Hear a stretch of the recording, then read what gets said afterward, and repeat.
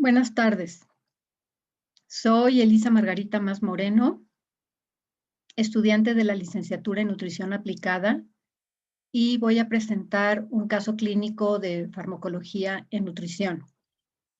Este caso clínico nos permitirá comprender más densamente los dos principios de la farmacología en nutrición que tienen que ver con cómo en pacientes medicados puede existir una interacción entre los alimentos y los fármacos, y por otro lado, cómo los fármacos pueden alterar el proceso de nutrición y el metabolismo de los nutrientes en un paciente. En este trabajo revisaremos un caso complicado que se refiere a un joven de 22 años que llega al hospital por un politraumatismo y que, bueno, se hace el historial clínico que contempla los antecedentes heredofamiliares. Es un joven que tiene un tío con diabetes, la mamá con hipertensión, su abuela con cáncer, también con antecedentes personales no patológicos. Es un, es un joven que no ha tenido cirugías, pero sí tiene una condición de sobrepeso. Su peso habitual es de 100 kilos y pues eso, para ser un joven tiene una condición sedentaria, prácticamente no hace ejercicios, tiene un asunto de alcoholismo, de tabaquismo y de drogadicción, con lo cual, bueno, se complica el cuadro. En realidad, él no ha tenido nunca una asesoría en nutrición y cuando ingresa el paciente se le hace un recordatorio 24 horas y, bueno, se le hacen unos estudios antropométricos que nos ayudan a tener un historial clínico completo. En este recordatorio de 24 horas nos indica el muchacho que cuando entró al hospital, el día anterior había consumido, según recordaba él, un total de entre 3.500 y 3.700 kilocalorías, que para la edad que tiene es mucho, digamos, es casi el doble de la ingesta que debía de consumir, sobre todo porque es un muchacho sedentario.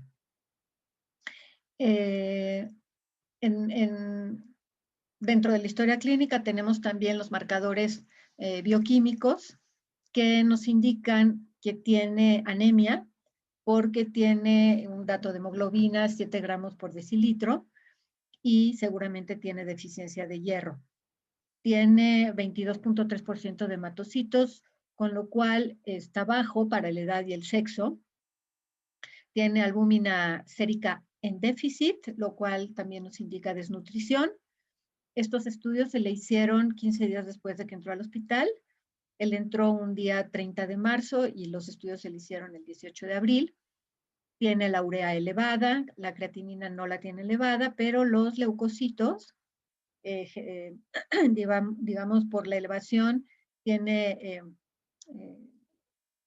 condición de leucocitosis o de elevación de leucocitos o glóbulos blancos, y tiene linfopenia, es decir, una subpoblación de linfocitos que nos pueden indicar una infección por salmonela, por ejemplo, ¿no? Habría que revisar esto. En términos generales, podemos hablar de un cuadro de un paciente que tiene un sistema inmunológico débil, a pesar, bueno, digamos, después de estar prácticamente un mes hospitalizado, se le tuvo que hacer una ileostomía, y con lo cual nosotros para hacer una evaluación nutricional pues, tendríamos que ver qué ha pasado en estos 24 días de ayuno con el muchacho, porque sabemos que ha perdido 35 kilos de peso y que por los grados de desnutrición y anemia tenemos que ver cómo está funcionando el intestino, porque con esa ileostomía, por supuesto que la absorción intestinal, bueno, aparte se le extirpó 30 centímetros de intestino, tuvo una perforación de intestino delgado y intestino grueso, en fin, es un cuadro complicado.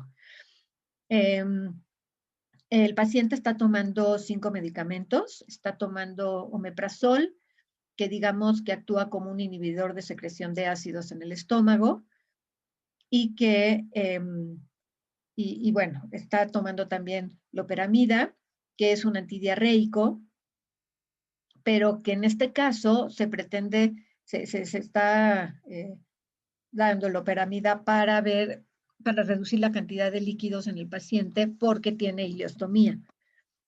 En realidad el medicamento se absorbe alrededor del 40% en el tracto digestivo, pero también tiene efectos adversos como la reducción de la motilidad interna y digamos, una estadía prolongada dentro del tracto digestivo. Está tomando también metamisol, que es un analgésico seguramente para el dolor agudo postoperatorio. Y digamos, la absorción del metamisol por vía intramuscular es rápida, pero ciertamente con la interacción con alimentos es que disminuye la irritación gástrica. En realidad, el metamisol no debe mezclarse con otros medicamentos dentro de la misma jeringa porque puede, digamos, ser incompatible. Por otro lado, también se le recetó enoxaparina, que es un anticoagulante, seguramente porque el muchacho lleva pues, prácticamente un mes en estado de reposo por la condición de su padecimiento, y este anticoagulante lo que pretende es que no se le formen coágulos en las piernas por estar tanto tiempo acostado. Y está tomando también Hidrasec, que es un antidiarreico, que está indicado para terapia después, digamos, para combinar con la terapia de hidratación oral o parenteral. En realidad, lo que se sugiere es que no se mezclen los medicamentos con la alimentación. En este caso, vamos a recetar o vamos a solicitar una alimentación parenteral, y en realidad lo que queremos es que no se vea afectado el efecto terapéutico de los medicamentos, el contacto con los procesos de nutrición. Se sugiere que se trate al paciente con síndrome de intestino corto, causado por ese politraumatismo que, por un lado, ocasionó un trauma cerrado de abdomen, la perforación del intestino delgado, una necrosis del íleon e igualmente una perforación del sigmoides o última parte del intestino grueso, y además considerar que se le amputaron los 30 centímetros de intestino. Con todo eso, tiene un intestino corto, lo cual tendríamos que evaluar la función de la absorción de nutrientes en este paciente. Y particularmente saber o considerar que tiene una ileostomía que, digamos, que también dificulta la situación del paciente, ¿no? Desde luego, la albúmina que decíamos nos marca un índice de desnutrición que tenemos que atender, y sobre todo tenemos que considerar que el paciente ha bajado 35 kilogramos, que es demasiado, y que ha generado esto de niveles de desnutrición, con lo cual, bueno, y que tiene la ileostomía, ¿no? Seguramente, como sigue tomando lomepramida, es muy probable que siga abierta no se haya cerrado la ileostomía, con lo cual se recomienda una nutrición parenteral, ¿no? Por supuesto, se tiene que preparar la fórmula con un volumen de 500 mililitros de nitrógeno, 500 mililitros de glucosa, 500 mililitros de lípidos, con un total de 1.560 mililitros, que equivaldrían alrededor a 1.330 kilocalorías. Se tiene que revisar los electrolitos para que tenga, bueno, esas esas proporciones de sodio, potasio, calcio, cloruro de magnesio, fosfato y acetato.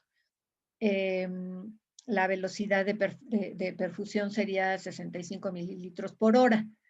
Y eso considerando también los medicamentos que se le están indicando. Por otro lado, podemos decir que el paciente ha tenido pues, un mal manejo nutricional y como consecuencia de ello ha bajado esos 35 kilogramos que el paciente tendrá que recuperar para llegar alrededor de 70, 72 kilogramos, ¿no? No llegar, por supuesto, a los 100 kilos con los que llegó a la hospitalización.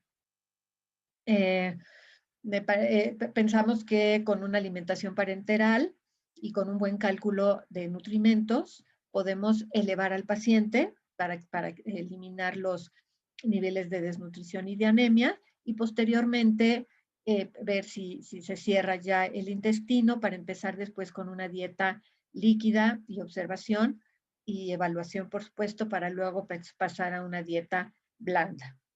En términos generales, podríamos decir que se debe manejar el paciente con un síndrome de intestino corto, con un control de líquidos y electrolitos muy estricto. Y por un lado. Por otro lado, empezar digamos, a planear una administración de 5 días vía parenteral con, digamos, para recuperar ese déficit nutricional que tiene el paciente.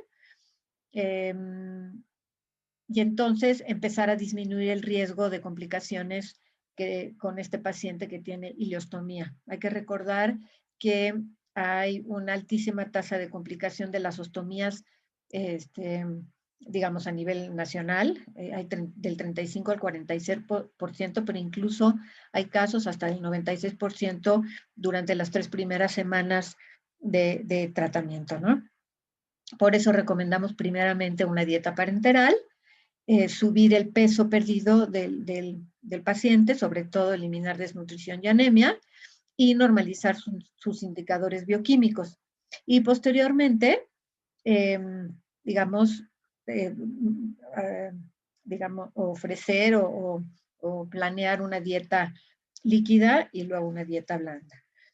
Por supuesto, una dieta parenteral puede tener una fórmula con la completa nutrición que necesita el paciente y desde luego lo importante es no mezclar con los medicamentos para no interferir en el efecto terapéutico de los mismos.